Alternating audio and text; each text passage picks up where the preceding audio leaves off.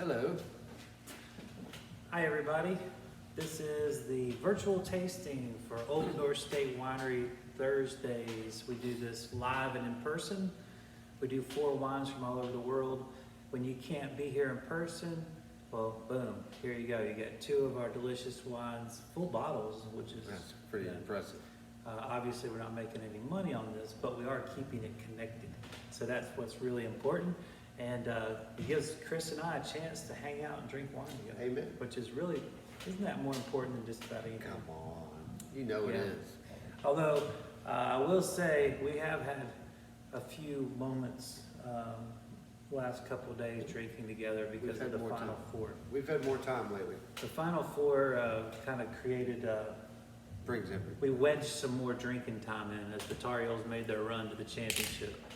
And what a great run it was. It really was, very surprising. So, yeah, we've been no stranger to consumption, but this is tasting, totally different, right, Chef? Totally different. This is very distinguished. Right, yes, sophisticated.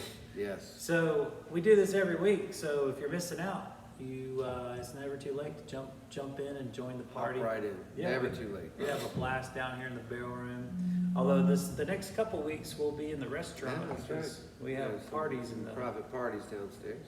Yeah, we have some couple parties booked for the barrel room, so we'll be in the restaurant, and that's always fun too. We try to keep everybody on their toes, I guess, and we'll just keep tasting great wines from all over the world. And also, pretty excited to announce that we finalized today that on April the 24th here at the winery at 5 p.m. It's a Sunday night. We will be doing a wine dinner with Elephant Corner. Andy at Elephant Corner is going to give us a taste of his portfolio. Of course, we've highlighted a couple of his wines, but he has a huge portfolio. We're looking forward to seeing what Chef Chris comes up with for that dinner. We're going to be tasting on Tuesday to see that. Tuesday, very We're nice. going to go back through the other, we've tasted probably 14 of his wines, and we're going to go through some of the other ones and make some selections. Our work's never done. Work, right? So we do that for you guys. We taste so that we can deliver you the best possible one. You're welcome. Well, we're gonna do a little. We're gonna do an Argentinian day, and we're gonna do a white and a red from Argentina. These are two of my favorite wineries from that part of the woods. Tilia, this wonderful, sustainable winery's been doing it since the mid '90s. They were farmers before that, as many of these wineries have kind of transitioned into making wine. They may have farmed all kinds of different things, and that's one of the neat things about wine is a lot of people think, well, it's just like a chef and a somm sitting around being sophisticated. Well, it's farm life. It's all that it is. Yeah, and then also talking about we're gonna get into talking about this cheese here in a minute. That's farm life. It takes some callous, dirty hands to deliver the finer things in life, just like your people at the chef's table, Chef, that have been dazzled by your cuisine. It comes on your back and your legs and your hands, all that hard work. All worth it. Yes, absolutely. Well, we hope it is. Otherwise, you probably collapse at this point. But We all gotta die sometime. that's right. Might as well die doing what you love, right? So we are going to have a Torontes. This is very, symbolic of the white wines of Argentina. It's practically about the only place you'll find Torontes. There's a little bit in Chile, but it's predominantly grown in, of course, Argentina. This happens to be from the Salta region.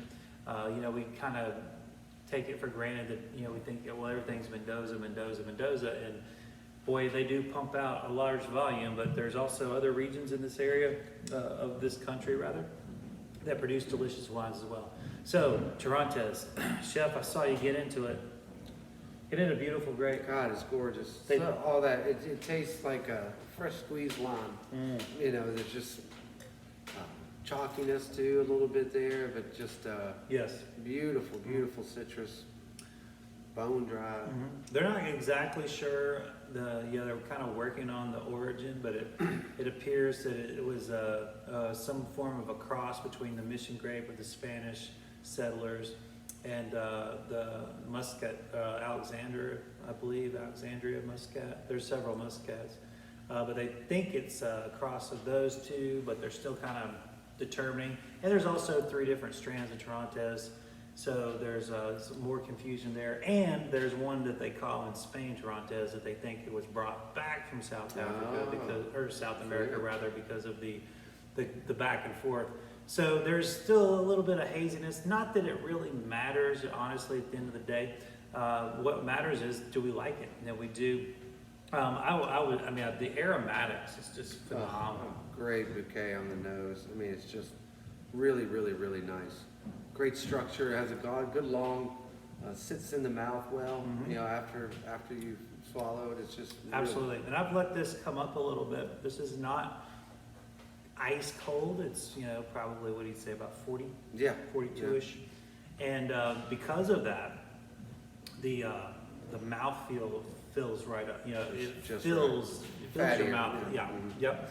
And you're right, Chef. The minerality, the salinity here is just marvelous. It's this is something that is going to be so food friendly in so many ways.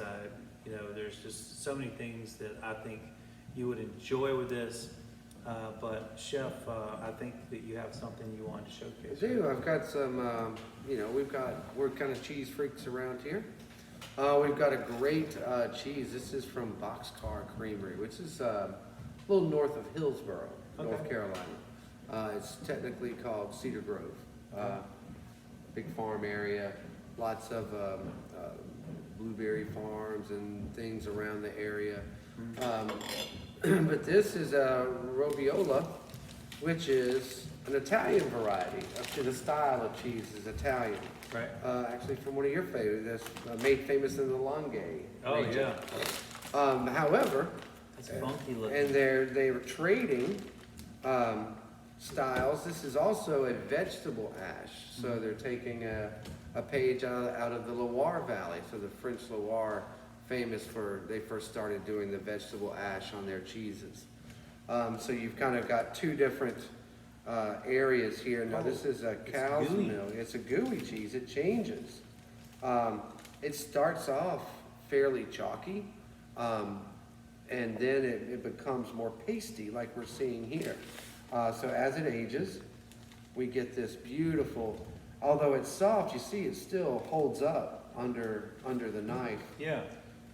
So anxious for you to try that, Chef. See what you think. I'm really excited about this. We have several different varieties of cheeses from them that we just got in, and then we'll be making an appearance on our Thursday night tasting at the chef's table and all manner of things. So we're really excited to support yet another North Carolina artisans and creameries, but also to share with all you beautiful people their great skill and agriculture. It's like a more complex Camembert. Yeah. It's got a lot more going on. That texture, it's almost, that texture kind of reminds me of marshmallow fluff a little bit. Yeah. It's because it has give, but it stays together. Yeah. And that marshmallow fluff, obviously has a lot of give, but whenever you put something on it, it stays. Yeah. So anytime we'll talk about this from here on out, it's the marshmallow fluff cheese. Right. Well, I'm not big on sweets. I'd much rather have this. Yeah, well, of course. Of course. A beautiful cheese and nut and fruit selection. It's the best dessert in the world, except for chocolate chip cookies, of course. Don't hear anybody talking junk about chocolate chip cookies. Oh, wow. Yeah, is it working? I'm gonna try that. Yeah, watch the change when the wine hits. It really amplifies the secondary flavor. I love the mushroom in this. Yeah. There's not mushroom in it. That's what is imparted, kind of like when we talk about all the flavors in wine. Cheese is the same way. You get nuttiness, you get mushroom, you get all these flavors from milk, but none of those things are in the milk. So they share a lot of characteristics, but that is absolutely stunning. I really dig that. That's a great pairing, Chef. It's different. It's not what I would call a traditional pairing, but boy does it work. Well, that's what we do here. We push a few boundaries. The ash saves it. I think a traditional fatty Camembert Brie would probably wash this wine out.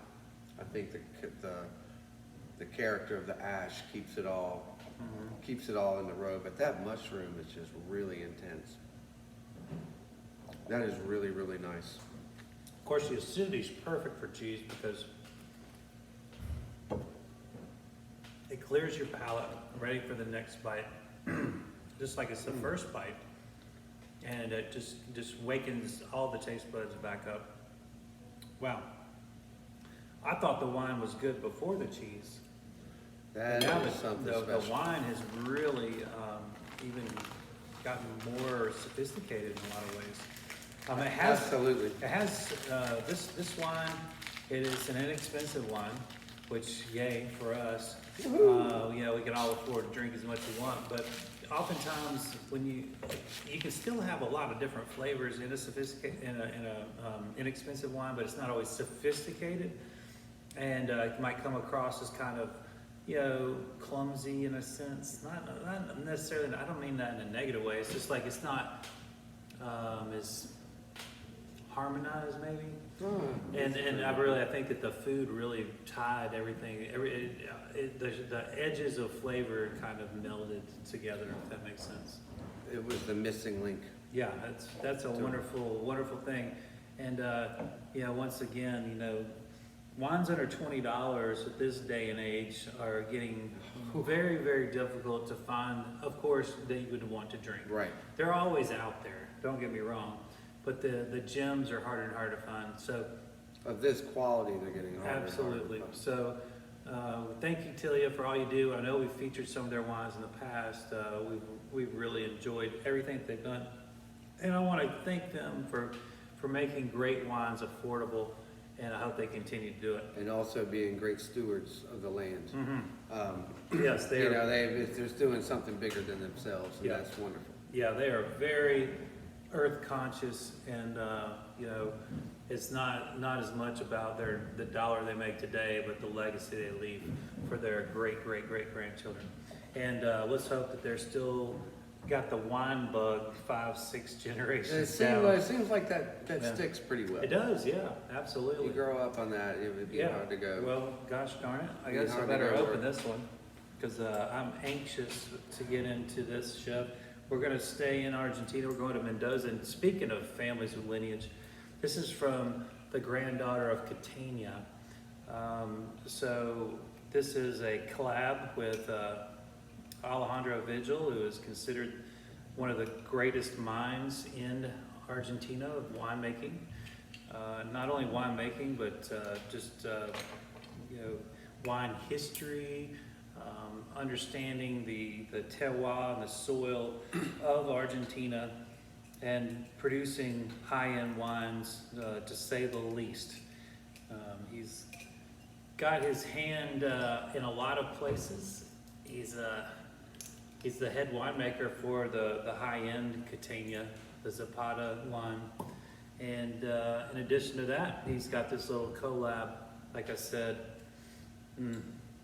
Wow. I can't wait. And this, we've featured some of their stuff before. Thank you. And now they have released, we love that Semillon. Oh, And of course, their Cab Franc. He is Mr. Vigil is what I would call a Cab Franc specialist, but he also dabbles in bonarda, which is also another grape that is often thought of as being, synonymous with Argentina. It originally was a Savoy, France grape that kind of made its way over here. I think it was called Douce Noir. If I'm not mistaken, it's something of that nature. There is another bonarda in Italy. This is a totally different grape. Just so happens they have the same name for it, but as you can see, Chef, beautiful That color. And this is gonna Thank be, this makes a lot of sense for this region to use this grape because it is so much like Malbec in so many ways. It's kind of like Malbec with a less tannin, I guess. It's, but very similar fruit profile, colors, just that drinkability that people love Malbec for. And this particular one's gonna have a little more tannins because it's Seen Oak. But if you have one that hasn't Seen Oak, you'll see what I'm saying. It's a lot fresher and clearer. We had a Tilia bonarda, I can't remember, maybe 2 years ago, that was unoaked and it was just like slug. Yeah, You yeah. can just throw it back. This is gonna be a more complicated, more sophisticated one for sure. Now this is the El Enemigo single vineyard series, and they're doing, believe it or not, 4 single vineyards of bonarda. And that to me, if that doesn't tell you how serious they are about this grape, nothing will. They've taken a grape that most people don't know about, and they've already, taken it to the next level. Another Having single forgotten vineyards. blender raised to the level of, Right, of, yeah. of standalone Yeah. single vineyard. Absolutely. This is the Las Esperanza, which is one of the 4 of the collection. And hopefully we'll get to taste the other 3 at some point. This was my first go at it. I was able to sit down with my friend Carrie from Weinbo. We had lunch and we dabbled in some wines, and this one really stood out. This is my favorite winemaker of the last, I can't remember. Wow. I mean, I can't get over the nose too.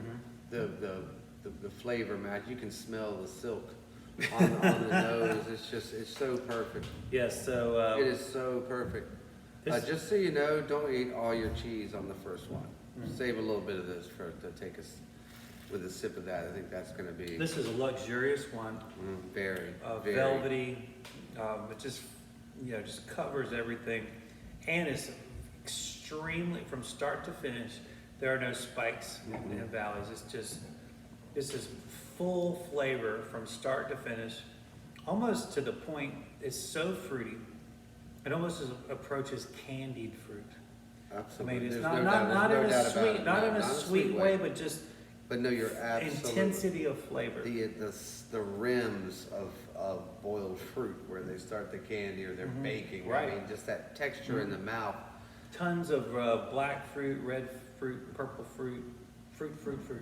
It's wonderful. You name it. You name it. This is like a kitchen sink pie fruit. And if you took plums, nectarines, blackberries, raspberries, and you baked it all, it's all going to be right there. Compote, This Yeah, is yeah. just that whiff of vanilla in there. The tannins, again, it is not a tannic wine, It's very integrated. but there is just this nice little dryness at the end. It was just a minuscule amount. It carries just tannin. enough to carry it through. You have to be like almost seeking it to find it, but it is there. Mouth coating, absolutely delicious. This wine drinks, I don't know, triple, at least double what it's worth. I'd stick with triple. We're with triple. we're at sub The $30. name alone. Yeah, The name alone. we're the bottle. My gosh, this bottle is so impressive. When you get your hands on it, you'll know what I'm talking about. It feels like New Year's Eve. Yeah, champagne type. Yeah, I mean, and you're talking about the only person to ever get 100 points on a Cab Franc, and has never not over-delivered on every wine, every vintage, across all his varietals. They're always top-notch, world-class. Yeah, he's a real, he's an idol in Argentina of winemaking, and rightfully so. It's earned, and we hope he keeps producing great values like this. I mean, if you're getting a bottle under $30, it drinks like it's approaching 100. Boy, you've got something, and I see this as not only the present of Argentina, but the future, because this grape is going to be a crowd pleaser. And it's complex enough when done properly. You know, if you take that approach, you can keep this grape as simple as you want, and it is delicious like that. I'm not knocking it, but when you have this range that you can have from one grape, and if you can take that grape from simple to complex like this is, you've got something special. And hopefully it's for years to come we'll be getting into this grape a lot more. It is, it's easy to fall in love with. And it's just, I mean, I still can't get over it. I mean, that bottle's without the wine in it's worth $30. I mean, it's such an impressive packaging and the history here. It's just so delicious. Wow. And it's just getting better as it warms up here. I love all that intensity of flavor, that kind of tongue coating quality to it. But then, because it's in such balance, the acidity really kind of clears your palate. You know, it has a long finish, but not a sticky finish. You know, Right, a lot of times these heavier fruit. Absolutely. Yeah, when we get into our bigger cabs, we love them, and we love those long finishes, and we love all the intensity of flavors. But sometimes they can just get a little sticky on your palate, you know. No doubt. So this is kind of I dig it. It's balanced as can be. Delicious. What else do you think you'll be throwing in the packet? Well, I was hoping it'd be ready in time to taste today, but I made a really nice pate today to go with this. Nice. Pork and sausage, pistachio, egg, lusty monk mustard, wrapped it all in bacon. It's resting now, pressed, so I didn't want to risk cutting it. But it's going to be a great accompaniment with that, and especially if you have a little cheese left over with this. Oh, yeah. Yeah, I mean, if you try to save a little and kind of mix and match, it's going to be nice. Yeah, this is, and also, someone, one of my regulars came in, say, hey Ed, what kind of wines are you drinking this time of year? Because we are transitioning, it's supposed to be close to 80 today. And I'm glad that people are self-aware to know that, hey, it's time for your palate to switch gears a little bit. And these are, two great wines to do that with. We have a red that is not overly tannic and not overly alcoholic. It's certainly 13.5%, which is plenty. Pretty low. But it's low for a big red. You typically don't get these kind of big flavors and big body from a alcohol percentage of this nature. Usually it's higher. So you're getting a little bit less alcohol, but you're not necessarily going to be sober by any means. And you get, so there's a little bit, the lower tannins and a little bit lower alcohol. Great for this time of year. And then of course, you got to be thinking bright whites. But, something with some intensity to it, because we're not quite ready for the thinner whites that are we're not quite ready for July, August kind of Pinot Grigio or Pinot Gris styles that you really want more thirst quenching notes to it. Our palates are still pretty geared up to richer foods and more intense flavors from the winter. So this is a great way to do it. You're getting some brightness from the Torontes, but there's all that complexity and stuff going on. So this is by far not a boring wine at all. So your palate can kind of get into that gear for summer, but you're not quite ready to sacrifice the you're not ready to get to the Mick Ultras of the world, if you will. You're right. All you craft beer drinkers Yeah. understand what I'm saying. That I know when it comes to outdoor events, when the heat is it's 100 degrees and the sun's beating down you. You tend to reach for those lighter beers so that you can manage your health. And I think we should do that. And with survive wines. the day, yeah. Yeah, but we talk about things like Vino Verdes and things like that are lighter in alcohol and they're a little more simple wines for the warmer months, so that you can keep going. You can keep going, yeah, absolutely. And so Torontes to me is way more intense than those wines. So that's more to me like the spring and then the fall kind of white. Heck, even I like Torontes in the winter because it reminds me of sunny things. It gives you a little glimmer, a little glass of hope. Right. Yeah. So even if we do happen to get a little bit more cold weather, the Torontes is still going to work. Although it doesn't look like we are. I think we made it. I think we're over the hump. All right, I really do feel that. Yep, we've got Easter coming up. Very Then exciting. Followed by that, we'll have Mother's Day, which And the wine dinner in the middle of we that. got a wine dinner in the middle. It's going to be great. Things are really ramping up at the chef's table. We did 22 people last weekend. We got another 20 this weekend. It's people are out and about, buzzing around, and you know, we've added some tables to the dining room. Yes. We're looking for more staff to hire. We're always looking to improve our team. So it's an exciting time. It is, and this is what, it's season, season's upon us, and it'll be a long one, it lasts till the end of October, 1st of November, so I mean, it's a long stretch. Mm-hmm. I mean, we catch our breath here and there, but it's pretty consistent from here on out. Absolutely. And we hope that you can come in and try. I know some of you have come in and tried our chef's lunch, where you're basically getting a mini chef's table at lunchtime, something that you can do in about an hour. We can, so you can still do it if you have a business lunch without wine, or if you're just relaxing, want to have a wine paired lunch, and want to talk to Chef Chris as he prepares your food. It's a great way to showcase Mount Airy. If you have friends in from out of town, you want to show off, hey, look what we have in our backyard. And because we're all very proud of it. We do it because we are proud of this area. We want to be that to this town. Is not to stoke our egos, because obviously anybody that knows us knows we got it covered. we don't need help there. So check. Yeah, we just want to have fun and make something, make this area more special. And I think just, every time we add something like this, it makes it more special. It's just You make this area special. That's so sweet. And we'll just keep doing and experimenting with new things. We're really excited about that wine dinner on the 24th. So if there's a way you can make it, that'd be great.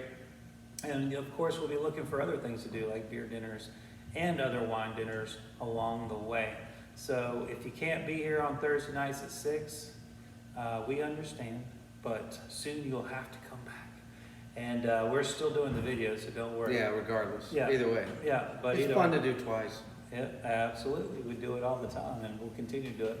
And hope that this video finds you healthy, wealthy, and hopefully wise. Well, absolutely. And, if you're wealthy enough, you don't have to be. But that's okay, too. That's true. I hope y'all have a great week, and we'll see you soon. Thank y'all for joining in. We'll see you soon.